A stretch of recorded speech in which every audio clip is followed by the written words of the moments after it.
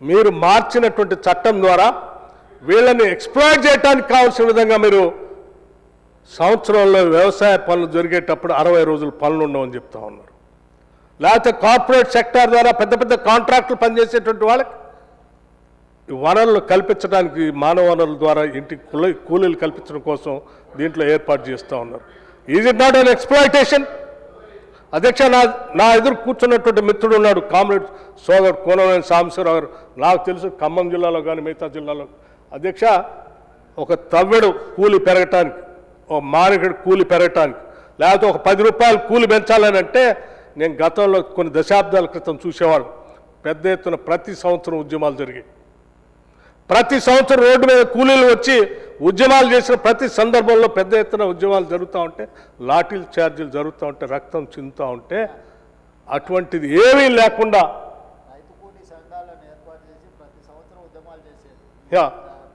అటువంటి ఒక్క సంఘటన కూడా జరగకుండా ఉండే విధంగా కేవలం ఒక చట్టం ద్వారా ఒక్కటేసారి 100 రూపాయలుగా పెంచి ఈ దేశంలో ఒక సామాన్య కూలీకి ఎటువంటి ఉద్యమాలు చేయాల్సిన అవసరం లేదు. ఈ చట్టం ద్వారా మీకు అన్ని కల్పిస్తున్నాను, 100 రూపాయలు మీకు రోజు కూలి వస్తుందని చెప్పి చట్టం తీసుకొచ్చిన గొప్ప చట్టం అధ్యక్ష. ఇది ఇట్స్ ఏ సైలెంట్ రెవల్యూషన్, ఒక నిశ్శబ్ద విప్లవం. ఆ రకంగా ఈ దేశంలో తీసుకొచ్చిన నిశ్శబ్ద విప్లవానికి ఈరోజు మీరు తూట్లు పొడుస్తూ దాన్ని మార్చేసి ఇంకా మేమేదో చేస్తున్నామని చెప్పడం కోసం ప్రయత్నం చేస్తే ఎట్లా అధ్యక్ష? ఇది పేదల కోసం, ప్రజల కోసం, రైతుల కోసం, ఈ సమాజంలో అన్ని వర్గాల కోసం ఆలోచన చేసి ఆనాటి ప్రభుత్వాలు తీసుకొచ్చే చట్టాలని కేవలం కొన్ని కార్పొరేట్ శక్తులతో నడుపుతున్నటువంటి భారతీయ జనతా పార్టీకి సంబంధించిన ఆలోచన విధానంతో ఈరోజు ఈ చట్టాలని తూట్లు పొడవాలని ప్రయత్నం చేస్తే తాత్కాలికంగా మీకు ఏమైనా మేలు జరుగుతుంది తప్ప శాశ్వతంగా జరిగేది కాదు. ఇప్పుడే కూల్ రేట్లు పెంచాలని మా ముఖ్యమంత్రి గారు చెప్తా ఉన్నారు. కూల్ రేట్లు పెంచాలని ప్రతి సంవత్సరం ఉద్యమాలు జరిగాయి. నేను చెప్తాను, ఇవాళ అటువంటి ఉద్యమాలు లేవే. అధ్యక్ష, సబ్జెక్ట్ మీరు ఏ ఎక్స్‌ప్లాయిటేషన్ అయితే అన్‌స్కిల్డ్ లేబర్కి ఉండకూడదని మేము చట్టం తీసుకొచ్చామో అదే అన్‌స్కిల్డ్ లేబర్ ఎక్స్‌ప్లాయిట్ చేయటం కోసం మీరు ప్రయత్నం చేస్తూ ఉన్నారు. ఇది కరెక్ట్ కాదు అధ్యక్ష. అట్లాగే అధ్యక్ష, మేము ఆనాడు చట్టంలో ఇంక్లూజివ్ గ్రోత్ ఉండాలని Mahatma Gandhi national employment guarantee స్కీమ్లో అనేక రకాలైనటువంటి అంశాలను పొందుపరిస్తే ఇవాళ మీరు ఇంక్లూజివ్ గ్రోత్ అనేది లేకుండా డీవియేట్ చేసి ముందుకు పోతూ ఉన్నారు. లైవ్లీహుడ్ సెక్యూరిటీ అనేది లేకుండా చేస్తూ ఉన్నారు. ఆ సెక్యూరిటీ లేకుండా మీరు తూట్లు పొడుస్తూ ముందుకు తీసుకొని పోయేటువంటి కార్యక్రమం చేస్తున్నారు. అధ్యక్ష, రైట్ టు వర్క్ నుండి work only if the central government permits. మా చట్టం ఏమో రైట్ టు వర్క్ అనేటువంటి ఒక హక్కును కల్పిస్తే work only if the central government permits అంటే మీరు పర్మిట్ చేస్తేనే మేము పని చేయాలి, మీరు పర్మిట్ చేస్తేనే మాకు కూలి ఇవ్వాలి. ఇది ఎక్కడ అన్యాయం? ప్రజలు 100 రోజులు పనులు కల్పించుకునే హక్కు నుంచి మీరు కాల్ రైజ్ చేస్తారు.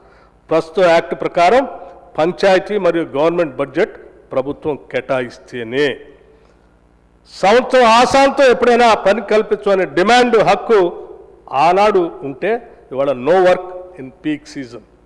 ఏంటి అధ్యక్ష no work in peak season? ఎందుకు ఉండొద్దు పీక్ సీజన్లో? సప్లై అండ్ డిమాండ్ అధ్యక్ష, సప్లై అండ్ డిమాండ్.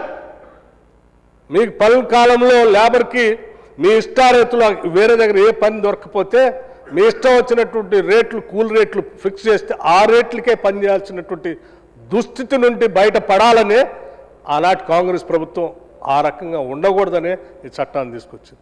మీరు మళ్ళీ తిరిగి ఈరోజు సీజన్లో మీకు పని కల్పించాం, ఆ 60 రోజులు పని ఎత్తేస్తాం, మీరు వాళ్ళ మీద ఆధారపడి బతకాలి అని అంటే ఇది ఎక్కడ న్యాయం? ఎవరి దయాదాక్షిణ్యాల మీద ఈ రాష్ట్రం ఈ దేశంలో ఉన్నటువంటి కోట్లాది మంది నిరుపేద ప్రజల్ని మీరు వాళ్ళ మీద పడేయాలని ఆలోచన చేస్తూ ఉన్నారు. అది మా సీతక్క గారు ఇందాని చెప్పారు.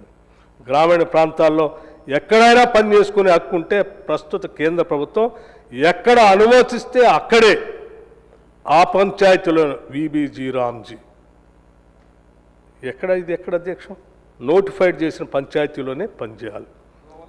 అట్లాగే అధ్యక్ష ఇందాక మీరు మాట్లాడుతూ మీకు ఎక్కడ భారం పడుతుంది, ఎందుకు భారం పడుతుంది? అధ్యక్ష, జాతీయ ఉపాధి హామీ పథకం, జాతీయ హామీ ఉపాధి పథకంలో 100% వేజ్ కాంపోనెంట్ గవర్నమెంట్ ఆఫ్ ఇండియాది. మీరు 90% 90% కాదు, 100 వేజ్ కాంపోనెంట్ 100%. ఉండండి సార్, వేజ్ కాంపోనెంట్ 100%. చూసుకోండి సార్, మళ్ళొకసారి మీరు వేజ్ కాంపోనెంట్ 100% అధ్యక్ష. ఆ 100% నుంచి మీరు మెటీరియల్ కాంపోనెంట్ గురించి చెప్తా ఉన్నట్టుంది. Material component 75%, 25% state government. Wage component మాత్రం 100%. ఇవాళ ఏంటి మీరు చేస్తూ ఉన్నారు అధ్యక్ష? 60-40. ఎందుకు అధ్యక్ష 60-40? జాతీయ ఉపాధి హామీ పథకం నుంచి 100% వేజ్ కాంపోనెంట్ ఉన్నదాన్ని ఇవాళ 60% అని ఎందుకు పెడతారు అధ్యక్ష? అంటే ఏ రకంగా మీరు రాష్ట్రాలకు ఇచ్చే నిధుల్ని కోతబెట్టి, రాష్ట్రాలకు ఇచ్చే నిధుల్ని ఏ రకంగా మీకు వాట్ రైట్ యు హ్యావ్? అధ్యక్ష, ఇందాక మా మంత్రి గారు ఇందాక డివల్యూషన్ చెప్తే మీరు ఏదో మాట్లాడారు. నేను అడుగుతా ఉన్నాను అధ్యక్ష, దక్షిణాది రాష్ట్రాల నుంచి పెద్ద ఎత్తున ఈరోజు కాంట్రిబ్యూట్ చేస్తూ ఉన్నాం. ఎందుకు రాదు మాకు అధ్యక్ష? ఆ రేషియోలో ఈ రాష్ట్రాలకు రావాల్సింది ఇవ్వాల్సింది పోయి ఇంకా మీరు 60-40% అని చెప్పి ఈ రాష్ట్రాల మీద భారం వేస్తామంటే ఏం చేద్దామని